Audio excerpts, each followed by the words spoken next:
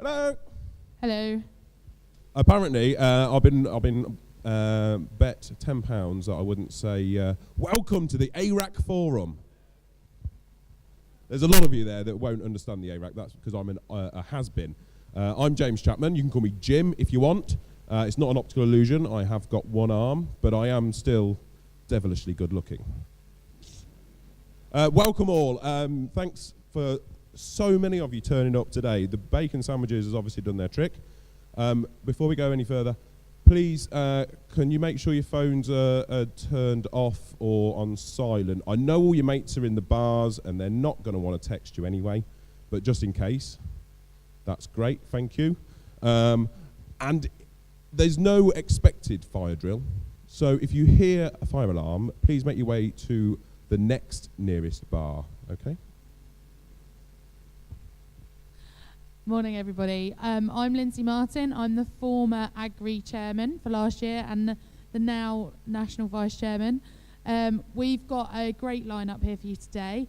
We have Matthew Naylor of Farmers Weekly fame, Jan Godsall from University of Warwick, specialising in supply chains, and we have Alan Jago, who's the president of CEGA. For those of you that don't know, CEGA is the European arm of Young Farmers. We do quite a lot of work with CEGA to try and influence policy from at a European level, as well as we do on the ground here. Sorry, I'm the boring one, if you hadn't worked it out already. We hope we've got Alan. He has momentarily popped off to spend several pennies, I think. He's probably lost or locked into a toilet, but we'll keep going anyway. We're going to talk about supply chains and contracts. And maybe unfairness in the contract. Talking about unfairness in the contract, I recently got married. You're so glad Anna's not here to hear you say that. Correct. You can always tell when she's not here because I am much braver than usual. To get the most out of it, we really need you guys to be as awake as you possibly can be. And I know that's difficult because, well, I'm struggling, to be honest. There's coffee out there if you need it. Oh, wonderful. It's a bit late now. But we want to get to interactive. We want you to not be the shy little flowers that you perhaps are at home. We need you to be loud and outspoken and opinionated, and make sure that your views are heard. There will be microphones roving around, so please have your say and get involved. You are the, good God, you lot are the future of our industry. Aren't you happy about that? If there was ever a chance to be worried about the future of our industry, good God.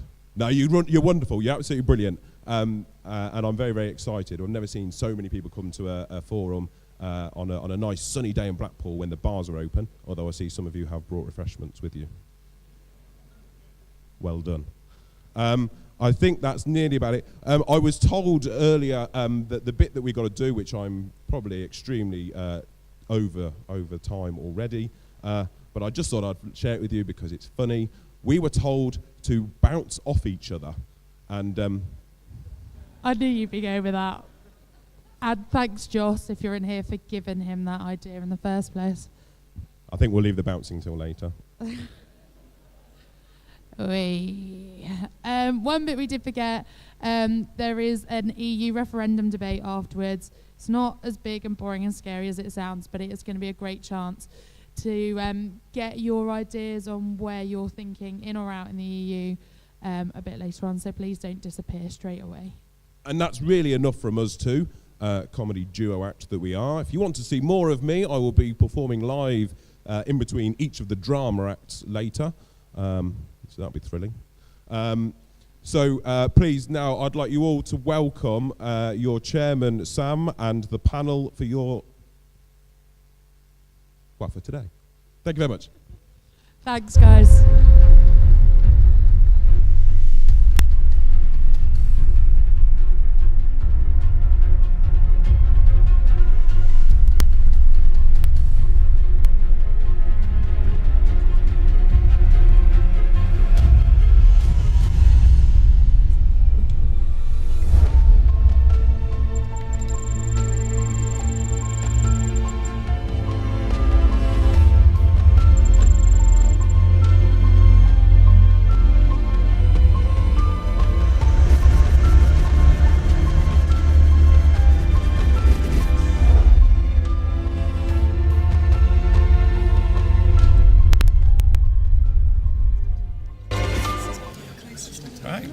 Good morning, ladies and gentlemen. Firstly, a big round of applause, please, for our excellent comedy duo there, Lindsay and Jim. That was a very entertaining 10 minutes, so thank you both. Welcome to the AGRI Forum at Blackpool 2016 AGM. It's great to see such a room full of enthusiastic and keen young farmers that are all here this morning, so thank you very much for your support and interest. AGRI is going from strength to strength within the National Federation of Young Farmers, and we would just like to take a moment to do some advertising. You may find these on your seat around the room. You will find Charlotte somewhere who can give you more information, but we have 18 different educational events on precision livestock and arable farming that will be taking place over the next 2 years. These things don't come easily. It takes a lot of work from our Agri officer and team behind closed doors to secure the funds and to arrange all this. So if you are interested in such events, if you could go to innovationforagriculture.org.uk/events for your to be able to book, then there's more information on there on what will be on. The next one that we have is on the 7th of June at West Point, Exeter, and it will cover pig, poultry, beef, sheep and dairy, and how precision technology can assist with that. So moving on, I would like to welcome you all to the Winter Gardens this afternoon, as farming faces some of the most difficult challenges in its 15,000-year history, which aren't just financial, but are also political challenges, environmental and social challenges, we are all here to seize the day at Blackpool AGM 2016. Our panellists today, we've got Alan to my left here, Jan and Matt Naylor, who have a wealth of experience within not just agricultural production, but also the supply chain and agri-politics. So they're here to share their views on some of the issues that you guys have this morning. As I've alluded to, they do promise us a very lively debate around current affairs that are currently affecting young farmers and the challenges and opportunities that await us tomorrow. So, without further ado, it is with great pleasure to open the Agri Forum 2016, which is sponsored by Coon Farm Machinery and the support from Massey Ferguson, with a question that I would like to ask to, well, Matthew to start with, really. This is one that was sent in. I'll come over to you guys in a moment. This is from Christina Tyrrell. And Christina writes, as a small family farm in South Lincolnshire who has diversified into a higher value horticultural crop production, how does the panel suggest that the smaller grower can become involved in a secure and long-term supply chain to more effectively market their produce alongside larger producers? Larger growers are seen to be able to justify the current uneconomical rents across more acres to increase their growing areas and influence with the suppliers and to various landlords and lower their fixed costs without whereas a smaller grower cannot afford to compete in the same field. So what advice would you have for Christina in her current financial conundrum?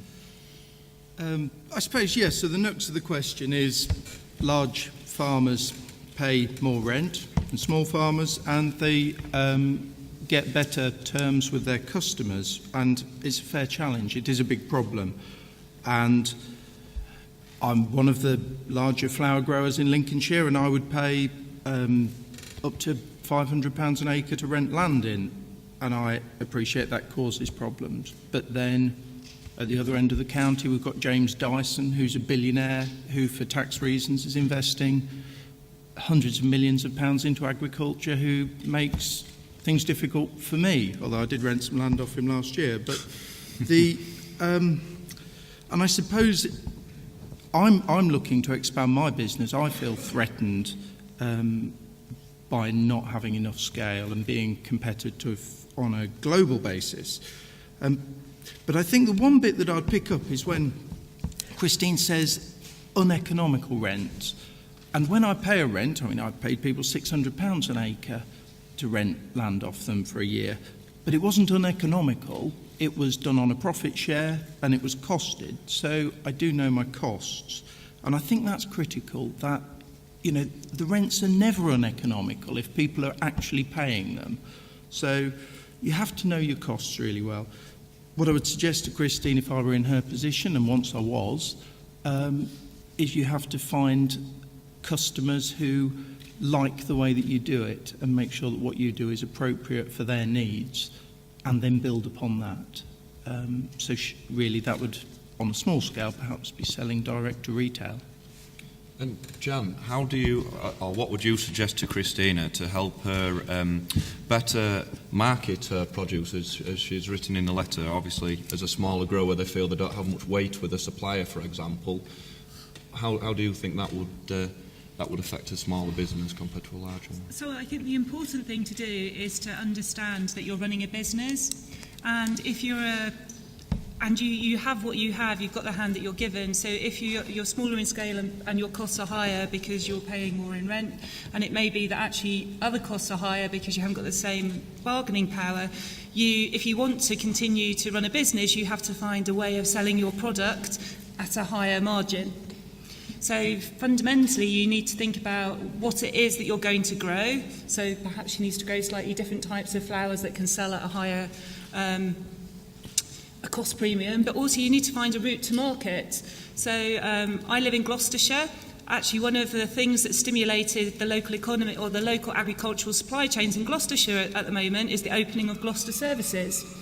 So I don't know if you could have an equivalent in Lincolnshire, but through those services, flowers are sold. They're sold at a significant premium. They're very, very specific sort of more natural type of flowers that perhaps are better suited to a smaller grower that can give them the care and attention that they need. So I think the challenge is you've got to be honest about what you've got and then work out a way of adding value to that to actually ensure that and perhaps you need to be more vertically integrated, which means take control of the channel to market rather than allowing somebody else to control that for you, because that's a way of keeping some of the margin back for yourself. And Alan, how important do you think, as a young farmer yourself, the understanding of business, as Jan said? Do you think that particularly modern young farmers, are we looking at businesses differently? Are we being very brutal about our costings, or should we be subsidised to carry on farming in a way that's perhaps not economically viable? Good afternoon, everyone. Yes, I think it's very much a case now that as a farmer you need to be profitable. I think most farmers are in some level of debt. So when we go to a bank looking for overdraft or looking for credit to buy machinery, whatever the case may be, we need to have a business plan. Mm-hmm. And if our business plans don't stack up, the bank won't give us the money. So yes, farmers need to be more business-minded. We need to run our farms like businesses. I look at my own case, for example.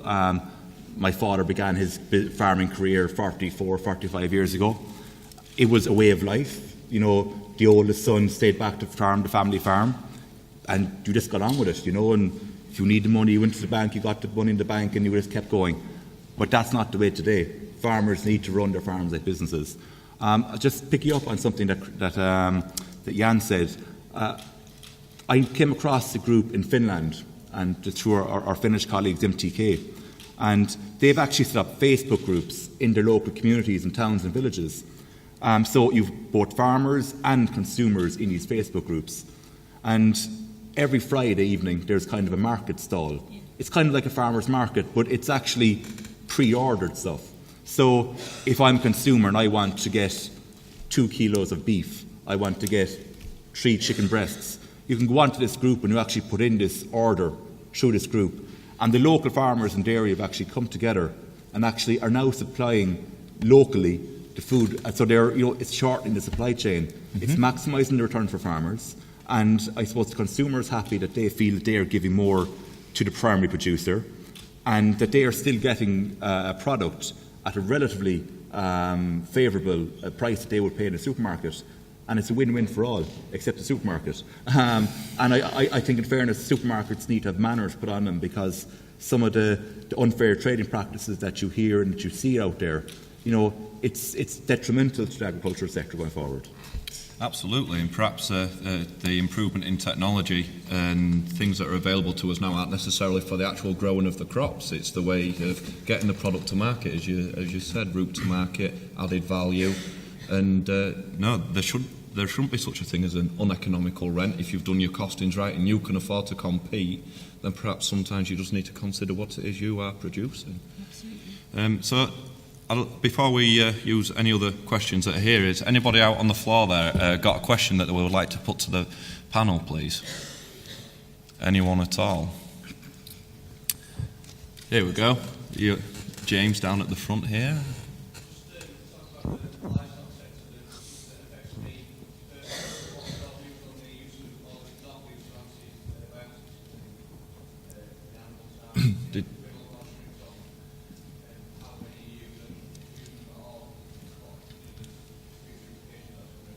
So did everyone hear that clearly? What is your view on the restrictions on the use of antibiotics within, well, in this case, pig production, but I think generally across the board, poultry as well? There's a large use of antibiotics. Again, these restrictions, where do they come from? Is it British law that brings restrictions? Or are these problems that perhaps come from being as part of a union? Would you like me to go? Yeah, whoever would like to just take it. I mean, I won't profess to be an expert on livestock. I was on antibiotics 3 times last year for an ear infection, and they threw my body into disarray, so I have a sort of a bit of a fear of taking them personally now. I think that as a group of young people, the one thing that I'd say is don't fear changes like that, because your 55-year-old competitors, who give you a lot of grief in other respects because they're well established, haven't got a clue how to farm without antibiotics. So when something new comes along, just see that as a big opportunity because you're more likely to solve that problem than they are. And if I wouldn't say passionately pro-European, but I think from a pragmatic point of view, we're probably better off staying in. A lot of the things that they come up with there are not as stupid as they at first appear. They come up for genuine medical reasons. It's usually based on research. And we don't want to be seen as an industry that always defends the status quo when health experts are telling us something, but I can't claim to, have an expert knowledge of antibiotics particularly. But yeah, just to summarise it, I'd see it as an opportunity if you can, because some of you will have the answer to that problem and will get hopefully very successful as a result. Have either of you got anything to add to that? I saw a report recently where it actually showed that antibiotics that which the animals were being treated with, that was coming through in the food, and I think that's probably why these restrictions are coming on. But I do think there's a bigger picture here. I do think there's a lot of other alternative uses that can be found. As Matthew said, there are variants of antibiotics that can be used, which are what's the word I'm using? I'm trying to think for I can't think of the word I'm trying to think for, but that doesn't pass on to humans. Non-residual. Non-residual, thank you very much. That they don't pass on to humans. Someone's been reading a dictionary for breakfast, haven't they? So, I think that as young farmers, I think, we are very much open to these new ideas, and we're best placed to actually use the innovation that is there today and the science and the research that goes along with it that could actually back it up. Is it the ultimate answer? I don't think it is the ultimate answer, but I think a combination of both antibiotics and these other alternatives can be a huge addition to any farmer going forward. Well, surely it's what the end consumer wants. If they don't want something in their food, then somewhere along the line this needs to be stopped. From your point of view, John, in the supply chain, who is the best person to be placed to say what should and shouldn't be done on a farm for any particular reason?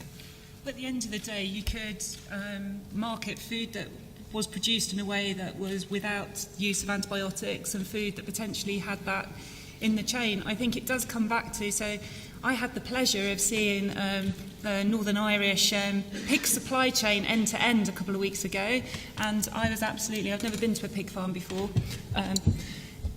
But it was a real eye-opener, and it was the cleanest farm that I've ever been to. I've predominantly seen dairy farms in the past. But actually one of the critical things there was about airflow and making sure that the conditions were right to actually avoid things like pneumonia developing. And actually this pig farmer was absolutely obsessive about cleanliness, but also any form of infection on any of his farms. And that degree of sort of relentless pursuit of perfection, even with something like that, I think can only drive an improvement actually in the operating practices on the farm. Now, when your cattle or your livestock are truly ill, then I think you could almost argue from an animal welfare perspective it would be cruel not to give them antibiotics. But just assuming, I think you could become sloppy if you always assume that you can just give antibiotics, whereas actually if you're striving for the highest possible standards of animal husbandry and then only use antibiotics when you have to, that's got to drive improved farming practice and improved food quality. And I'm sure that, and it's about how do we then market that so consumers know that they have the choice of paying a premium for the food that's produced in that way. And I just don't think we're good at marketing or making or differentiating food. Sam, can I ask you again, do you think consumers are willing to pay that premium for that produce? So everyone will say, oh, consumers are never willing to pay a premium, they're not willing to do this, they're not willing to do that. I think we're on the verge of a change. The supermarkets actually would be, if you could work with a supermarket, they've got excellent electronic point of sale or EPOS data, you could easily run an experiment or a trial with them, whereas in certain stores you could market food in a certain way and see how consumers responded, in another stores market it in a different way, and then we'd have hard evidence, because otherwise it's just people's opinion, isn't it? But my gut feel is we're on a verge of a change, because we know that the way that we've been producing food in the past is not sustainable. Is it fair to produce food in a way where people aren't even necessarily further down the chain getting the minimum wage? People are probably buying food, they've been missold it for so many years that we think food is actually cheaper than it really is to produce.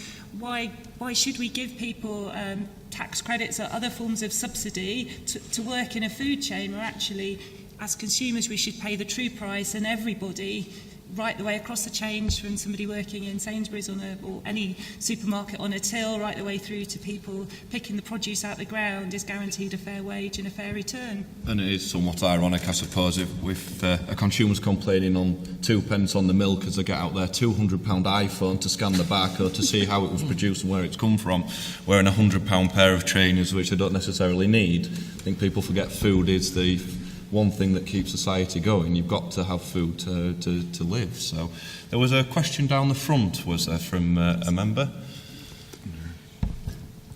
Would you like to stand up and give us your name? Where do you come from this morning? Hello panel, good afternoon. It's Ben Robinson from Hampshire Federation of Young Farmers. Thank you all for coming. Most of the panel seem quite keen that farmers enter more into vertical integration, work more with supermarkets and things like that, rather than, dare I say it, perhaps go down the more commodity free market route. Do you think that if farms and individual farm businesses deal with a certain supermarket too much, does that leave them vulnerable to being dropped and possibly, such as some dairy farmers currently, having no milk contract and therefore no business overnight? Is it not better to spread out risk, eggs in baskets, free market, and perhaps ease off on the vertical integration? Thank you. Who would like to take on a response to Ben there first, please? Hi Ben. I think there needs to be a mix and a nice blend between, as you said, commodity and premiums. I do think by placing all our eggs in one basket certainly leaves them open for exposure. You look at, for example, China, 8, 9, 10 years ago, when they had the melamine crisis, they literally were completely exposed just to their own product. Then they went down the New Zealand route, getting all their imports from New Zealand. And then New Zealand had a problem with botulism in the milk. What you're seeing the Chinese do now is actually spread the risk. So they're going to New Zealand, Australia and Europe for their product. I'm using a country as opposed to a supermarket here, but by spreading your risk, you're not leaving yourself open to any calamity in any one of those producing regions, for example. So I think that, personally, I think you have to spread your risk because you just do not know what market is going to fail at what time. Unfortunately, we are in a time at the moment where most markets are quite depressed, and I sit on the Milk Market Observatory, and as one guy said to us last week in Brussels, there's very, very little things on the horizon. But what is on the horizon is you have a growing world population who need feeding, and they need good food, and who is best to produce it in these European farmers. So. And Jan, in your experience of supply chain, what have you seen with the different business models of either supplying a single retailer or supplying several different retailers? So, my niece is in the audience, but my ex-husband actually sold his milk to Sainsbury's through the Sainsbury's Development Group, and I have to say for his business it worked incredibly well.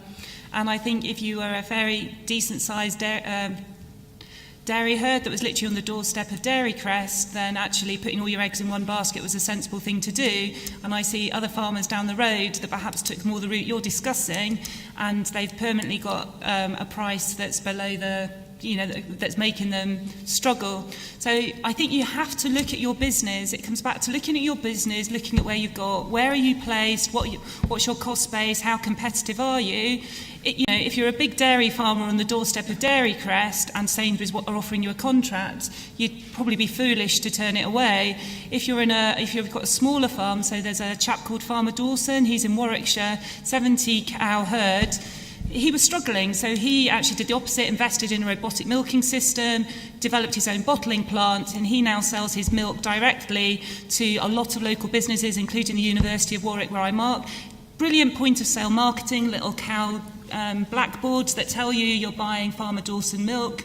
And he's got his own business end-to-end, and he's really, really thriving. And I feel very proud when I go and get my coffee at Warwick that I'm supporting that local farmer, and I'm sure that's how his business has grown. So I don't think we should always think that spreading our risk is necessarily the right thing. I think the important thing to do is to understand your business, where your competitive advantage lies, and actually create the right way of exploiting that value. Is there a single right answer to this, Matthew, in your experience as a retailer yourself through the flowers and such? No, I think Ben's actually hit on a really important point. As a background to this, the way that I look at this is that, say at the moment there are 80,000 viable farm businesses in the UK. I think by the time that you're my age, there'll probably be 40,000. That's, when you look at the decline in farm numbers, there won't be more farms in 20 years' time than there are now. I promise you that. So, with that background, the people who survive are going to have to duck and dive. And it'll be the ones of you who read the market correctly that do well. And there'll be an element of luck in that. I won't deny that, me building up a business has involved some luck. It's involved some hard work, it's involved some gambles. To give you an example of how my business works, probably 80% of what I sell is sold on a fixed price. And it's contracted to retailers. And that is the bit that's given me the certainty to expand. It's very difficult and expansion's necessary, because if your neighbour is, well, good goodness, what's the average age of farmers now? 130? I mean, they are going to die eventually, I promise you that. They won't live forever. And when they die, you'll be able to step in. You'll have to step in and take on their farm. I'll be too old to do it. You'll have to do it. And you're going to need money to do it. So you will have to be capable of expanding quickly when the opportunities come back. And that's when you need fixed prices. So what I find with cut flowers is occasionally, so say I'm selling a unit, a stem or a bunch of cut flowers at 20 pence, say 20 pence. There are times when I could probably sell it for 45 euros. But those are the points when there's a shortage, and that means that I haven't got many to sell. The times when I've got lots of flowers, when it's sunny or when there's been a lot of rain, or that's when the price is at its lowest. So what you tend to find, and it's the same with producing milk from grass or producing wheat, there are times when you have high yields, but that's when the price is low. So playing the commodity market can be difficult because you don't have much to sell when the price is high, and you have a lot to sell when nobody wants it. But that's my personal experience. But if you can find a way of bucking that trend, you're onto something very good. The laws of averages, eh? Is there the next question in the room, please? Yes, Caroline. Caroline Trude from Devon Young Farmers. If the members of the panel could change one thing about the agricultural industry to instantly make a positive impact for farmers in these tough economic climates, what would you do and why? Who would like to create a response to that first? Sam, we'd actually conversation about this a while ago, and thanks, Caroline, for your question. It's a two-prong answer. It's access to land and credit.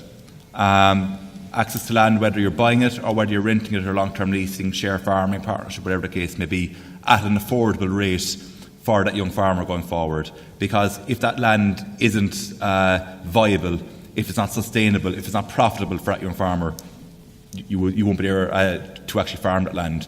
And to follow on from that, when you have that land, you need credit available at a reasonable rate to actually, whether it's stock the land, whether it's till the land, whether it is put up a milking parlour, whatever the case may be. We see huge different interest rates across the European Union, going from 8 or 9% in the east to 1% in the north. Huge variances. We need the European Investment Bank to actually come and take a stamp on this and actually work with European young farmers, because there's huge scope there for them. We've seen, for example, in Ireland, Rabobank have come in with one of the milk co-op with Lombia, and they've introduced this Milk Flex Fund for their own suppliers, where it's now offering farmers an interest rate at 2.5%, and it's only for their suppliers. And the way it's actually worked in is, when the milk price is high, they pay more back. When the milk price is low, they either pay little back or they pay none back. And it's primarily targeted at young farmers and those who are expanding. So we need to have models like this to actually support young farmers going forward. So it's a two-answer approach, but one without the other doesn't work. Matthew or Jan, would you like to share your vision with us? So maybe I'm utopian, but I'd start with the supermarkets. The danger of ending up in the Daily Mail again. I'd ban all promotions, and I'd get. We like some controversy. Keep going. And I would try to create stability and demand at the front end, and encourage them then to actually work collaboratively through the processors down to the farmers. Because coming back to what Matthew said, I think you need to stop gaming, trying to make pennies here and lose pennies there. You need that stable price, you need stable demand, and then from that you can start to build your business. And you can only do that if you've got stable demand at the front end. The reality is we buy potatoes in a fairly standard way, even flowers, there's a predictability to the pattern, milk, butter, cheese. These are all things we buy in a fairly predictable way. So how can we create better collaboration from the retailer through the processors to the farmers to give everyone that stability from which they can grow their businesses? Thank you. What would you change, Matthew? Oh, easy peasy. I would make all of the common agricultural policy payments, transfer them from Pillar 1 to Pillar 2.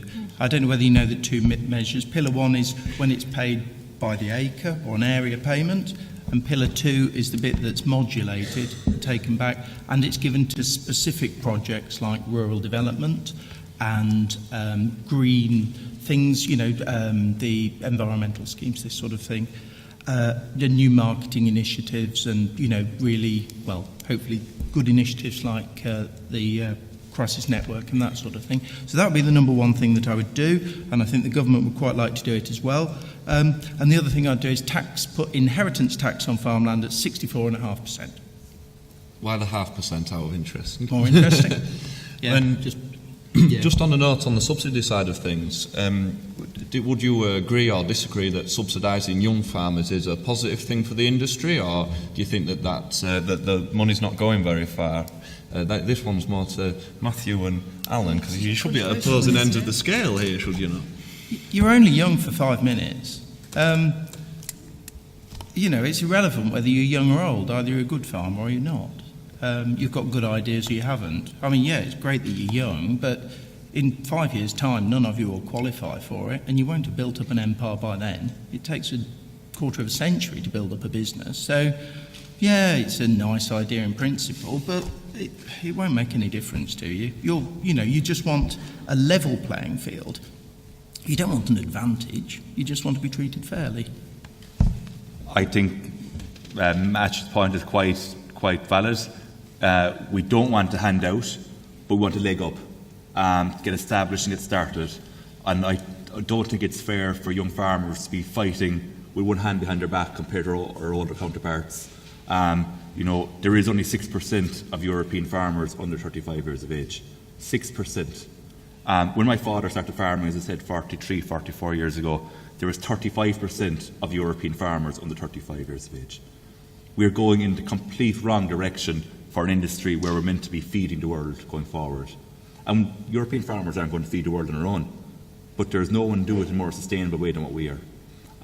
So I think by fighting with one hand behind their back as young farmers, if we're trying to rent land, if we're trying to buy machinery, if we're competing with our older farmer who has a single farm payment or basic payment of £200 per hectare or per acre, and you're going with nothing, it's counterintuitive. It can make it difficult, but business is business at the end of the day. If you can't compete, should you even be playing the game? Do you know, I'm so envious of you all, because there are relatively few people coming in, and that's brilliant for you. And when I was young, I'd work 90 hours a week, and I still used to function, whereas now I have to be in bed by 9:30, else I can't speak till 10 the following morning. So it takes me 3 cups of coffee in the morning before I can actually get in the car. So I think you've naturally got a lot of physical advantages over someone as decrepit as me. So don't underestimate that. And and keep quiet about it. This land will have to come to you, because everyone else is going to be dead or too knackered to actually do anything. Fantastic vision of the future that you've created in our post-apocalyptic zombie farming world, where we're renting land off people that are obviously brain dead, or even better, signing land agreements from the grave. So, on that rather dark point, the next question, Richard, please. Richard Bauer, NFU Next Generation Chairman. I think Matthew's already answered his question, but what do you guys think is the future of the Common Agricultural Policy? Will there even be a common agricultural policy after June the 23rd? Where will that leave us? What do you feel, Alan? Well, I'll stick with the CAP at the moment. We'll talk about the EU later on, maybe.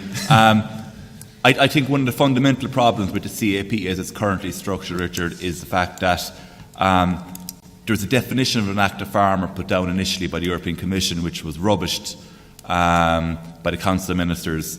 And if we can actually have a proper definition for active farmer, where the money is actually going to those who are farming the farms, rather than those who are sitting in the armchairs, who used to work 90 hours a week, that Matthew said, but are now sitting in the armchairs and with their feet up, drinking their 3 cups of coffee in the morning. I think it will actually do a lot to actually stem the encouragement, to push the encouragement of young farmers into industry. I think that is one of the fundamental challenges that we have. As you probably know, Richard, you were at our last working group, and that is at our next working group in 2 weeks' time. We're really focusing on active farmer and get a proper definition in place that will actually target those who are out there milking the cows, who are tilling the land, who are growing the flowers, and are producing the crops. These are the people who need to be supported along the way. Matthew, where do you feel the Common Agricultural Policy is going to wind up? Well, post-Brexit, if we come out, I can't see this government getting a new, bearing in mind that all 3 political parties have argued against the Common Agricultural Policy for the thick end of 15 years. They're now saying they would repatriate it, but the RPA can't even put a cheque in an envelope and send it to us all. So I wouldn't trust that bunch of shitheads to get something organised in 10 years' time. So I think, if we come out, we've got a problem. But in terms of if we stay in, I think it's really difficult to read. Last time we had the reforms, it looked as though it was going to be something quite severe. I went to Brussels with the RSPB to argue in favour of getting more money into Pillar 2. That wasn't what happened. We've ended up with a really slack system that just sloshes money about without any real outcomes, which I think is an offence to the environment, it's an offence to the taxpayers, and most of all it's an offence to us as farmers. And I don't know, it would be very difficult to predict what they would do, but the one thing that we should understand is the reason that they take money from taxpayers and then give it back is to exert political influence over us. And politicians have control over agriculture and agricultural policy and over our actions because of this money. And we mustn't look, our solutions lie with our customers and not with the government. So I would urge you, always try and focus on getting money from a customer and not from the government if you can. The common agricultural policy is there. If your neighbours and competitors claim it, you have to claim it, else you're at a disadvantage. But, it really isn't the salvation for any of us, in my opinion. It's a common agricultural policy, though, not just a checklist for a subsidy at the end of the day, for a handout. If we look back to the earliest points of subsidy post-war, the idea of subsidising agriculture was to maintain the fertility of the land and ensure that we were producing the nutrition that the nation needed. Are we not losing the interests of the end consumer within our agricultural policy, focusing it more on the environment, or could we manage without it? Well, the insult at the moment is that the common agricultural policy as it stands doesn't guarantee any food production whatsoever. There's no measures for that. It's not when it started, we used to have minimum prices for food, and that guaranteed a level of production. We don't have any of those measures in place now, and so that there are no guarantees. It just gives money to people who live in the countryside, regardless of what they do on the land. It's absurd. Yeah, I think we have to look at the other models that are there. Like, for example, in Australia, the wheat farmers, they have a guaranteed minimum payment that they're going to get. And so they know if they're profitable in their business, they know what margin they're going to make out of per acre, per hectare. So I think we need to look at these other models. When there was a reform of the CAP in 2013, I think, we were all very ambitious that, yes, this is going to do something. Like Matthew, I was in different working groups where there was people coming from all over Europe with different visions. And what do we have? A slightly modified event from the previous one. We need to fundamentally change the way the CAP is in terms of the measures. There needs to be proper crisis reserves there. There's a 1% crisis reserve. It's minimal. And there's no point taking money off one farmer and giving it to another farmer. There needs to be a properly funded crisis reserve, which will actually, when the margins are tight, when the markets are after collapsing, that there's something there to protect the farmers. And needs to be enacted in. There's no point having something in place, as Matthew said, just because some fella had got the payment 20 years ago, he still keeps the payment today.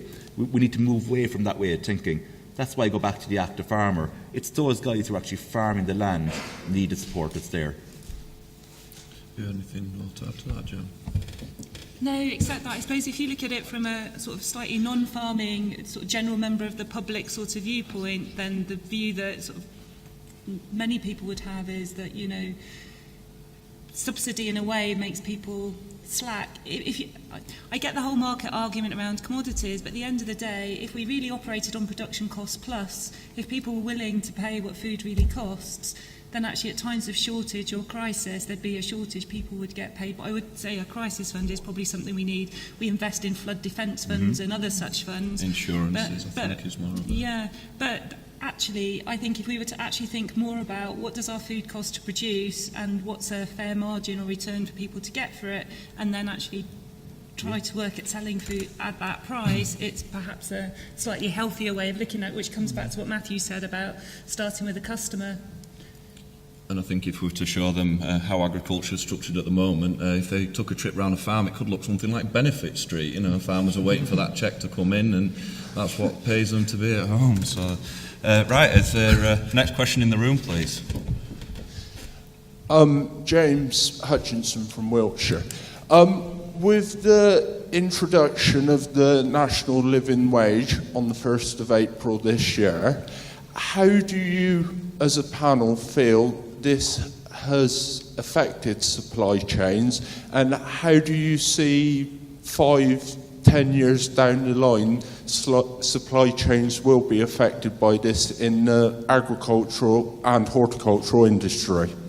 Thank you very much, James. I certainly feel about 50 pence an hour better off, but as an employer, for example, Matthew, what effect has this had on your business? I'm 50 grand a year worse off at the moment, and next year and the year after. But I don't say that with any sort of malice. I don't mind the fact that my staff are well paid, and I think, as Jan said earlier, it was a huge insult that we were paying sort of top-up benefits, income support, to the people on tills who were, taking the money for our food, and to the people who were picking it in fields. So I have no objection to a living wage, and arguably, I'm hoping that I'll be able to pass a lot of this inflation on to my customers, and that the cost of food will go up. That's how inflation works. But if that does happen, it's not doing what it should do, which is addressing the disparity in wealth between the poorest people in society and the richest. And so arguably that 50 grand should be coming from my lifestyle and not put on the food bills of other people. But it's a major issue. What will actually happen in my business, I suspect, is that we'll become more mechanised. We'll get greater work rates from people, and the jobs will have to be upskilled. And it's not a bad thing. But all the time, I suspect what it actually does is it makes another group, a level of society, unemployable, because there are some people out there, quite a lot of people, who are not worth £9.50 an hour to me in my business. I wouldn't, I won't be able to employ them. And so there's a societal question of what do we do with the people who aren't able to work fast enough or smart enough to justify that wage, and how do we guarantee them money to live on? Alan, how would €10 an hour for an employee who's just about got the skills to push a brush affect your business? Well, first of all, if you were to give me €10 an hour to farm my own farm, or to give €10 an hour to any farmer to farm their own farm, I think they'll probably be a lot better off than actually making money from the farm. I think there's something fundamentally wrong that every actor in the supply chain always has a margin. So any change in minimum wage is added onto their margin at the end of the day, and that's passed on. And as a farmer, you're just left with whatever's left over at the end. I think there's something fundamentally wrong with that. I think we need to readdress the balance. How have we got to the stage where every actor in the food chain is actually making margins, and they're limited companies? You can see what they're making. As a farmer, you're there and you're a price taker. How have we got to this stage where the retailer has got so powerful that they are dictating to the farmer that you must sell me this produce at this price, and I'll pay you in 6 months? We have to go away from that fundamental way of thinking and actually go back to, paying the primary producer to produce the food. And obviously, if you are earning that basic living wage after all your works and efforts as a businessman, then you've got to question, where is that money going to come from? Is that subsidy? Is that better consumer understanding? How would you think that the national living wage will affect supply chains, Jim? Well, I think Matthew's probably explained how it will affect them, and I'm a bit more positive than you. I think it's a good thing. I actually think, rather than saying those people can't, barely push a brush or whatever is it you said, then perhaps we should help educate them and train them and support them so that they can push a brush for £9.50 an hour, or actually push add it twice value. as fast. Yeah. I think that's what we're trying to get at. Or add some value to it, because what's the alternative? It is whether it's benefits through the Common Agricultural Policy or benefits as in benefit street types of benefits. We want a nation of people that can work, not that we're actually saying we don't want them to work because you're worried about your extra 50 grand you're going to make a year. I think that probably misinterprets what I was saying, is that we will mechanise a lot of the jobs. So we will take out the unskilled jobs from what we do, and gradually business will become more sophisticated in the same way that it has in our homes, in the way that we have automatic washing machines and dishwashers, and cars will drive themselves. And I think that there's a deeper question, and this is going to drive that agenda much faster. What will human beings do when everything is mechanised, when everything's done automatically? And this is the world that we're heading towards. You know, tractors and combines won't have drivers sitting on them in 10 years' time. Cars won't have people operating them, and road deaths will drop dramatically as a result. But what will the humans do apart from go shopping and buy trainers and iPhones? That's the bit that really fascinates me. There's one argument that says perhaps we're the people within the UK that are actually developing the technology to enable us to, so within my own university we do autonomous vehicles, we do battery technology, so perhaps part of it is actually developing the skills within the UK to be able to support some of those. But that is one vision of the future. So there's another vision of the future that actually says, have we not just become too consumeristic? Are we not consuming too much? And is the future not more of a sharing economy? So do we need to keep, in a way, we're depleting the Earth's resources by always upgrading our iPhone, or always buying a new pair of trainers, or buying food that we throw away. I think the average family throws away about £450 worth of food per year. So is there not an alternative way that's actually a bit more of a sustainable way? In manufacturing, where we're seeing a return to what they say is, it sounds weird, to making things not in big factories anymore, but actually making things in a more distributed way with smaller units of production, you know, people with a little 3D printer. Mm-hmm. So is there not something that actually says it's going to be more sustainable in the future to have agriculture that's not big, but that's smaller, perhaps more community-based agriculture, more community-based production? So that is, you paint one vision of the future, but there's an absolute alternative that says we will go the opposite way. We will rebel and push back against this automated sort of big brother state, and actually go back to more of a sense of community, a sense of convenience, a sense of wanting to give something back to the world. And it sounds like a field's going to look like a scene out of iRobot, to be honest with you.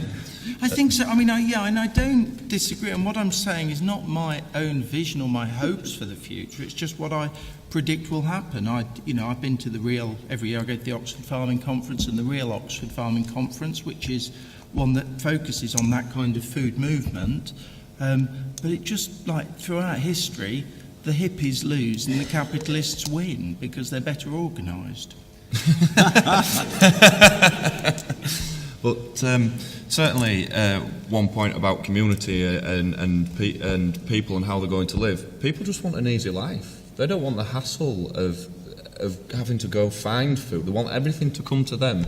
They quite literally believe that they will just sit on a chair and the whole world will evolve around them, much like off of that music video, Lazy. There's this guy in a house and he uses a remote control car to just go and get a drink from the kitchen. He doesn't have to move from his chair.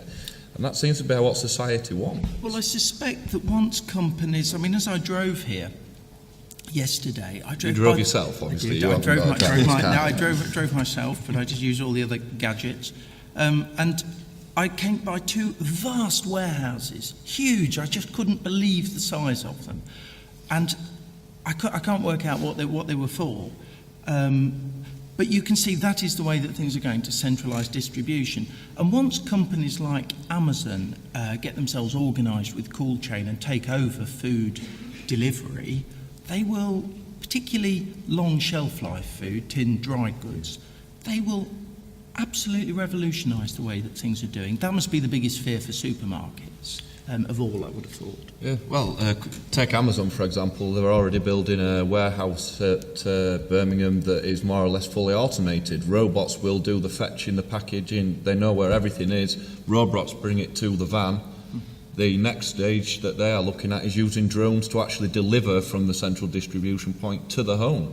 Wow. So Father Christmas is real. All this technology exists. It's more health and safety and legislation that's in the way at the moment. But yeah, we are. I agree with Matthew. I think we're on the very cusp of technology taking over and everything coming to us. Okay, so about a month ago I went to John Lewis's warehouse at Magna Park, the most sophisticated warehouse that I've seen. John Lewis, when they predicted home delivery back in 2007, anticipated that home delivery would be the equivalent of one store. It's now 40% of their business. But to deal with the peaks of things like Black Friday, Christmas, Easter, they've got this huge swathe of their warehouse that is empty because they can only put automation in to deal with the base level of demand. Any peak, any variability, the only thing that can respond to that is humans because it doesn't pay to put the automation in. I think we're too black or white, too cut or dry. If you actually look at some of the business models of the future, yeah, we could be lazy so-and-sos and want to sit at home, but some of the fastest growing online shopping things now, it's not Ocado, it's not Sainsbury's, it's not Tesco's online, it's these little marketplaces where you can specify that you want your locally produced meat or cheese or dairy, locally grown vegetables, and somebody else goes to the effort of going to those little shops for you, pulling it together and delivering it to your home. That's an opportunity for all of you to create these different ways of operating. It's a different way of thinking about it, and it's not all about robots. And next question from the floor, Harriet, please. Hello, Harriet Wilson, Staffordshire, and AGRI Vice Chairman. I'd just like to ask the panel about connecting with customers. We've managed to create a really good reputation for British food, but when it actually comes down to it, the customer chooses price over anything else, and what they say they will do is probably very different to what they actually do when they go into store. So I'm just wondering what we can do as farmers to better connect with customers. I think this also touches back on like what Alan had said about this, the Facebook model in Finland. Yeah, that we were talking about. and Jan was saying that she thinks that there's going to be this change. We're on the verge. I'm unsure of that because I think there is a fundamental belief amongst consumers that they want food and they want it cheap, and I think unfortunately that is the way it is. I think yes, there are people that are prepared to pay a small premium for some products, but fundamentally I think consumers want cheap food. And I'm following NFYFC on Facebook, I'm following all your farmer organisations, and you see there'll be weeks in the year where your organisation will promote British food, or my Finnish colleagues promote Finnish food, or my Spanish colleagues promote Spanish food, and there's a great sales for that week, but come the following week then it's back to the status quo. I'm not sure what we can do to actually ultimately enhance what we're actually doing. We have to sell our message and what we're actually doing on our farms. We have to open our farms, as the chairman said, bring consumer into the farm, show them that we feed the calves, show them that the cows eat the grass, show them how we actually milk a cow. I'm involved in an organisation in Ireland called AGRI, and they are involved in actually education to school children. And we had an event 3 years ago in Dublin Zoo, and we brought 2 cows and we milked them in a mobile milking farm. And the children were just gobsmacked. In fairness, they came from inner city Dublin. It's like London. They the only grass that they see is a window box. So they have no concept of actually countryside. However, they could not fathom that milk came from a cow. They just assumed it came from a supermarket. So we do need to reconnect with consumer in terms of where the food actually comes from. But ultimately, in the bigger picture, I do think that some governments are just, committed to selling food at a cheap price because that's what consumers want and that's what their voters want ultimately. Jan. So if you take a truly end-to-end perspective, and if you can create this base level of demand, and if everyone across that chain knows that they've got guaranteed production, you can all work together to get food to be as cheap as possible. Part of the problem at the moment with all these variations is it makes it very, very difficult. And if anyone's optimising anything, they're only optimising their little bit, not the end-to-end. If you look at, and I think you do actually sell your flowers to them, the likes of Aldi or Lidl, part of their success is the stability of their business model. They have relatively stable or at least predictable demand, and they give good visibility to suppliers, so therefore you can plan against that and actually produce against their their demands in the most efficient and effective way. And that's why they can offer genuinely everyday low prices. I also think that people are changing. The supermarkets are struggling at the moment with their big stores because we are changing our shopping habits. We're going back to shopping much more regularly. We're going back to shopping in much, much smaller stores. We are favouring convenience and to a certain extent being able to purchase in our community ahead of other things. And we are more aware of provenance than we ever have been. So we are perhaps, this is why I say we're on the cusp of a change. Also, every single one of you goes out and buys things. You know, you're the young farmers of the future, but how responsible are you as consumers? How much do you actually think about where you purchase from? Do you always buy British? You know, you shout back yes at this point, young farmers. You know, don't sit there like you were caught out. You know, because you can sit there complaining, but are you actually driving that change by actually educating those around you, making the difference yourself, getting your friends to make the difference, or are you sitting there silently and not doing anything differently? As I said a while ago, I sit on the Milk Market Observatory, and all the actors in the chain are there, from farmers to consumers, and the retailers through Eurocommerce are there. And in the middle of 2015, the lady from Eurocommerce said, your retailers had a really tough year, you know. But my answer to her was, I have seen no retailer go to business because of the price they're paying to farmers. But I have seen countless farmers go to business because the price the retailers are giving to farmers. That's the fundamental problem. The retailers just seem to be able to absorb everything. You know, that they're using fresh produce, using farmers' produce, minimalising farmers' margins to actually ultimately get them in the door to buy washing powder or detergents or whatever the case may be. It is completely wrong, but that's what they're using. They're using us as farmers, as primary producers, and the fresh produce that we cannot afford to, you know, hold back in our milk tanks for an extra week because it's going to go off. You know, that's control, isn't it? If every farmer in the world took the same approach as the doctors and nurses, for example, and we said, right, we're doing a year's walkout, we're not doing anything, we're not planting a seed, we're not doing anything, and you walked away from the job until the government had realigned things, what impact would that have on the world? Because what can a farmer actually do? If they keep paying you a low price, you have to sell. You're too young to remember Arthur Scargill, but when you... He lives near us. When you go back and listen to throw things in his garden. Desert Island Discs interview with him, and when the coal miners did that, it didn't preserve the coal industry. And it's quite a crude analogy, but you don't get people to buy more stuff off you by ordering them around or by holding them to ransom or even by asking for their sympathy. You get more business by giving them what they want. And the key to customer relationships is to all the time put yourself in their shoes. Now, I supply Waitrose, I supply Aldi, and the approach that we have with the two, even if we're supplying products from the same field, the approach that we have for the two of them is completely different because they want different things. And we have to understand it. And we know that, I mean, that they both get the same product with the same backstory. We produce to leaf mark standards for Waitrose. We have, you know, ethical initiatives in place that matter to them. Aldi want a lean supply chain. They want to know exactly what they're doing, and they want things delivered on time. So the fact that we do both different things mean that we can supply both people. But we understand their business and we really care about it. So, and I think that if you can do that, you're really onto something.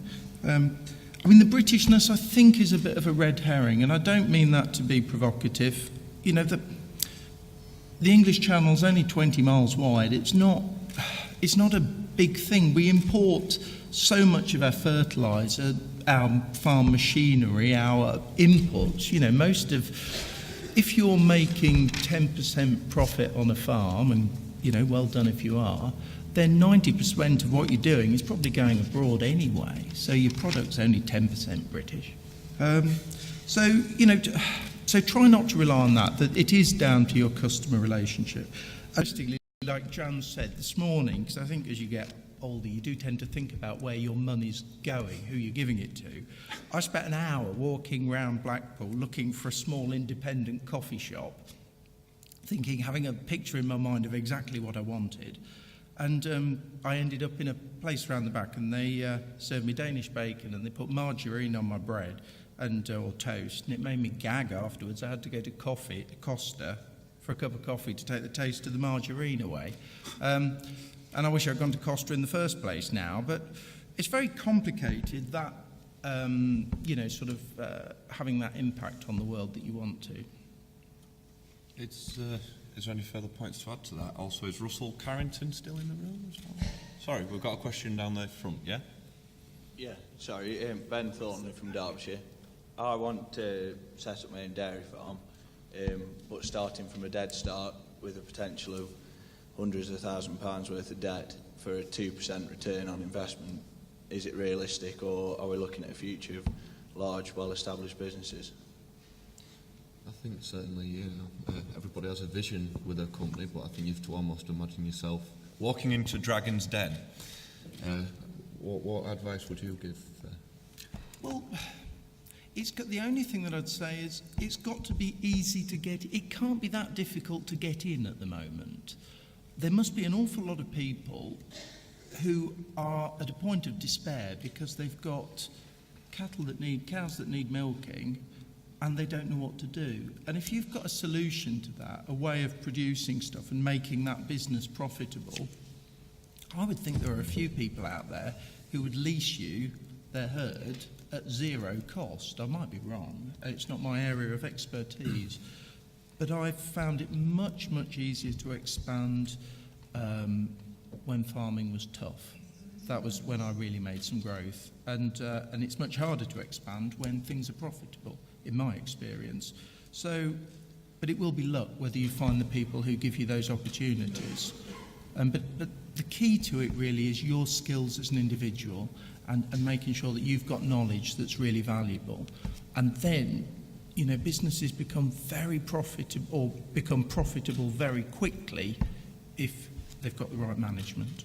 And that's the way that you buy them, and pay off your debt. And it can happen. You'd be surprised how quickly you can pay debts off if you're running a business well. Jan, in terms of, obviously, end supply will be the key part of his business. He seems he's got the skills to feed the cattle, get the end produce there. Dairy is perhaps the one I know a little bit about. So in my own experience, my ex-husband has a dairy farm. He has 2 sons, neither of whom have any interest in it, because I think seeing the way that he's lived his life has totally put them off ever considering farming.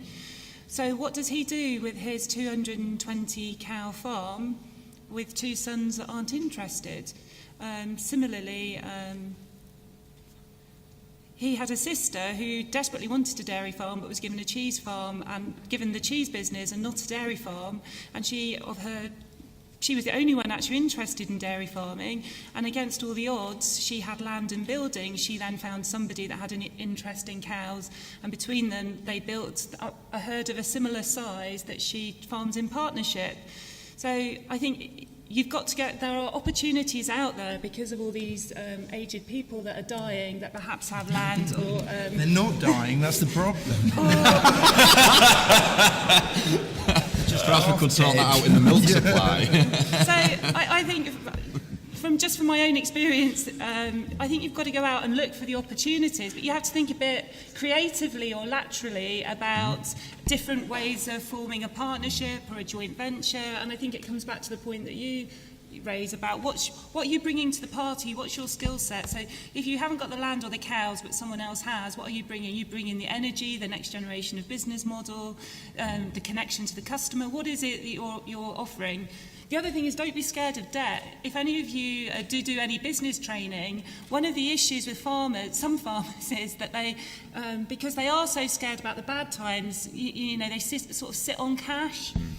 And then they're actually scared to have debt. All the best businesses are well geared, because you've got to make your money work. Your money in the bank's not making very much at the moment. Your money invested in growing your business potentially could be. So, Jan's right there, and I'm going to deny that I ever said this if you take me up on the advice.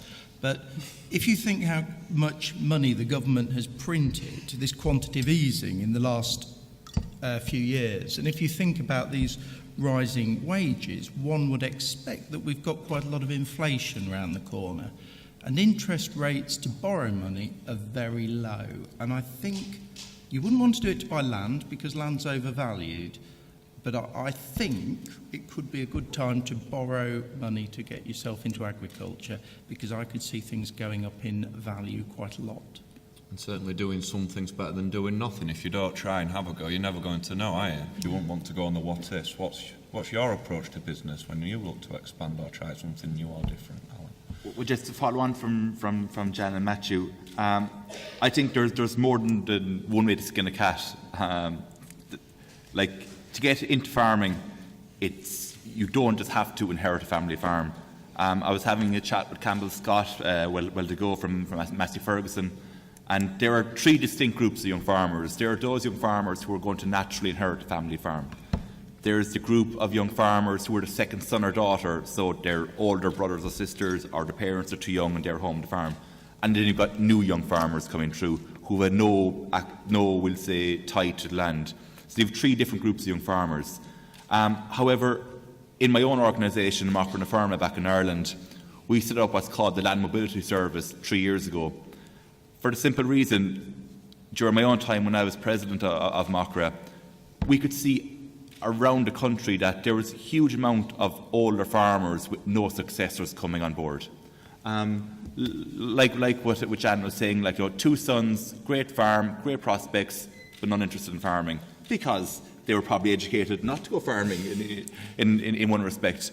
So this Land Mobility Service, it's now a matchmaking service, very, very successful. Our counterparts now in Ulster young farmers are actually after adopting it. Basically, there's a database of young farmers who are looking to get onto the ladder, and there's a database of older farmers. So older farmers who either want to lease out the land, want to go into partnerships or share farming, and many aren't looking for huge returns because they just want the farm to be farmed and farmed actually even better probably than what they did it, because they're getting older now and they can't farm it the way that it was farmed when they were in their prime. So it's a huge opportunity for young farmers to actually on the ladder. But the two big things I would say to you in terms of advice, it's have a business plan. Have your business plan, talk to your bank, talk to advisors, talk to as many people as possible, have your plan, have your figures done up. And second of all, most importantly, have a proper skill set. And that could be whether it's dealing with staff, whether it's how to grow grass, whether it's breeding, but have your skill set in place, because there's no point having a great business plan if you're not the person to drive it forward. So I think that's... Used to know your own weaknesses, yes, and get people in to advise and help in those areas and play to your strengths. There was one bit that I did just think of, and technical skills are great, but everybody has technical skills. You can learn those in college.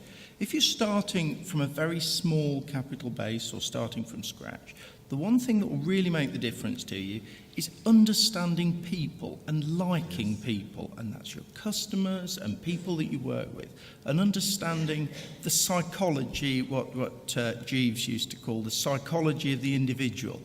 Because there are very few people who are driven by money alone.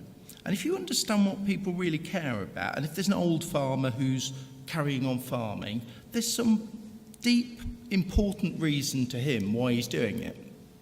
And it won't be because of the money. And if you can understand that and respect it, exactly, you'll find a good way of getting in. And I think that often my opportunities have come from treating people with kindness and giving them what they wanted. And if you can find a deal where you get what you want and the other person gets what they want, then that'll be the most successful working relationship that you ever find. Well, I'm afraid that I'm going to have to call time. We've no more time for questions. If, ladies and gentlemen, you could please put your hand together for the three speakers that have come here this morning. An absolute pleasure to chair the debate between you all.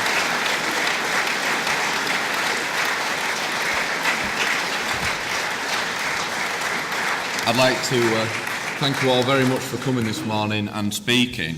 And now we're just going to take 5 minutes to look over a new idea that we'd put forward through the AGRI steering group in conjunction with our sponsors, Coombe, which was the Designer Dream Machine competition. This competition, I will advise you all now, is a reason to be very, very careful what you say in a steering group meeting, because it turns out sometimes people are listening and you will get called up on something.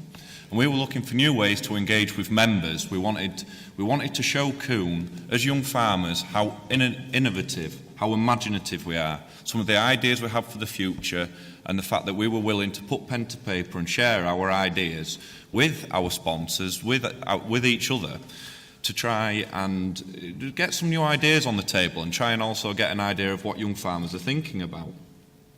So we were sat in this steering group meeting with Coombe well over a year ago, and I had mumbled the word, we could do a design a dream machine. I'd also come out with several other suggestions, and eventually we came back and we decided that it was something we were willing to give a go. There was 4 prizes available, and it was one of the first competitions that we've run that was also open to associate members, because again, we don't want to forget that even when you finish competing, there's still ways you can contribute to the YFC.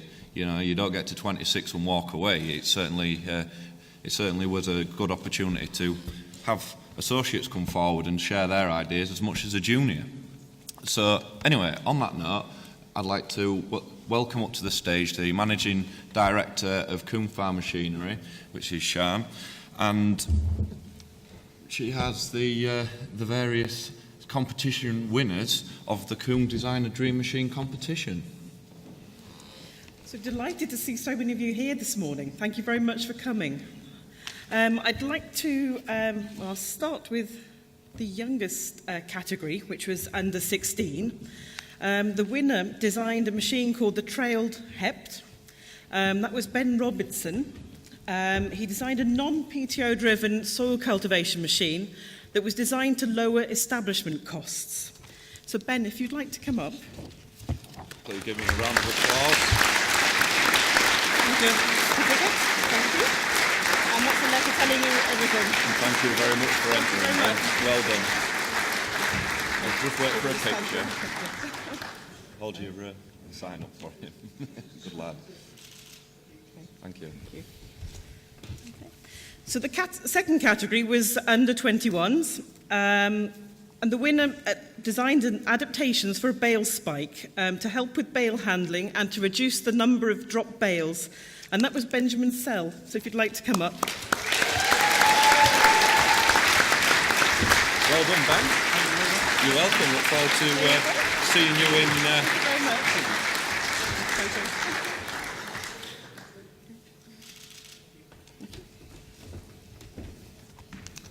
The third category was under 26, and this was a design to automate bale wrap loading, and it was to help with lifting and loading the rolls of the bale wrap, and that was Caroline Baker who came up with this idea. So, Caroline, if you'd like to come up. Well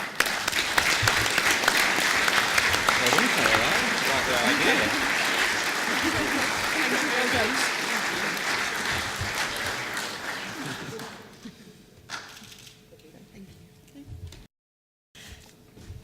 And the associate class category was won by Daniel Webber, who unfortunately isn't able to be here today.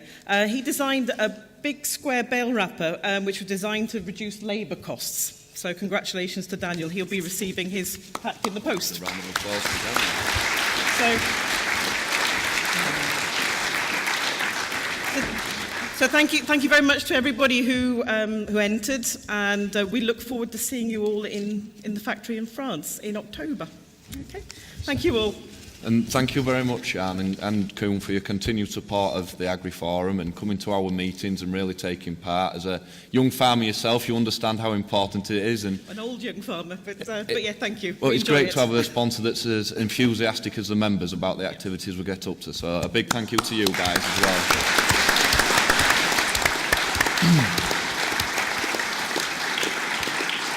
And the winners of the competition will be getting an all expenses paid tour of the Kuhn facilities in France in October. So I'm very much looking forward to that trip. I was quite disappointed that the badger baler didn't quite make it through to the final say. It was certainly an interesting concept that was put to me yesterday, quite amusing.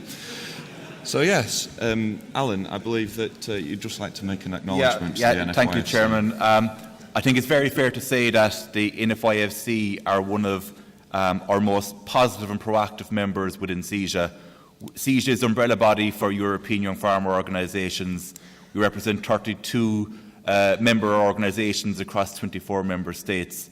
And I would definitely say that the NFYFC are some of the most passionate and dedicated young farmers, and I think you see by your contributions here today. I'd just like to acknowledge the NFYFC's contribution to CESA. I know, Chairman, that you have been, I think, in Beauvais with us last year at the Matthew Ferguson plant. Your National Chairman, Chris, has been Lindsay, your Vice Chair, Helen Reeves, Charlotte Johnston, Tom Wells, Robert down there. You fantastic members coming to be involved at a European level. And I would encourage you to get more and more and more involved. There's fantastic travel opportunities to represent your organisation and your country at a European level through CESA. I use my own example in Mochran Firm in Ireland. In the last year, we had 70 members travel throughout Europe as part of CESA, whether that's in the civil dialogue groups at a European level, whether that's the European Commission trips, or just CESA working groups travelling throughout Europe. I suppose I'm lucky enough in the last 5 years to be heavily involved in CESA, and I've got to travel to every single member state in the European Union. A fantastic opportunity that so many of you can avail of. So just like to ask you all to engage as much as you can with CESA going forward, and we're very, very proud to have you as members of CESA. And none of our involvement with CESA, or our continued involvement with CESA, will be possible if it wasn't for the NFU and the Next Generation Forum. So we'd also like to say our thanks to you, Richard, and the support that we've had from the NFU and the NFU Next Gen to help give young people, young farmers in England, that voice in Europe. So on that note, I would like to bring the forum to a close as far as the panel debate goes. There is now going to be the Brexit debate. Just for a quick show of hands, how many people are actually intending on staying for this so we can just manage something for seating? Because I think we'd all fit around the tables at the back. So, ladies and gentlemen, I would like to thank you all very much for coming this morning, to all the people that competed in the Kuhn Dream Machine competition, to all the sponsors that have come around the room today. I hope the members have had time to go around and see the sponsors and what they're doing. To our three fantastic panellists for some interesting debate, and of course to all you as members for coming forward, posing interesting questions and engaging with the forum this morning. It's been a great pleasure to chair this debate and to bring it to a close. And if we'd all like to go to the back of the room for the Brexit debate, we will be starting that in the next couple of minutes. There were some sandwiches, I believe, for the Brexit debate, if you need anything to tempt you to stay. And yes, thank you all again for coming this morning, and enjoy the rest of the AGM.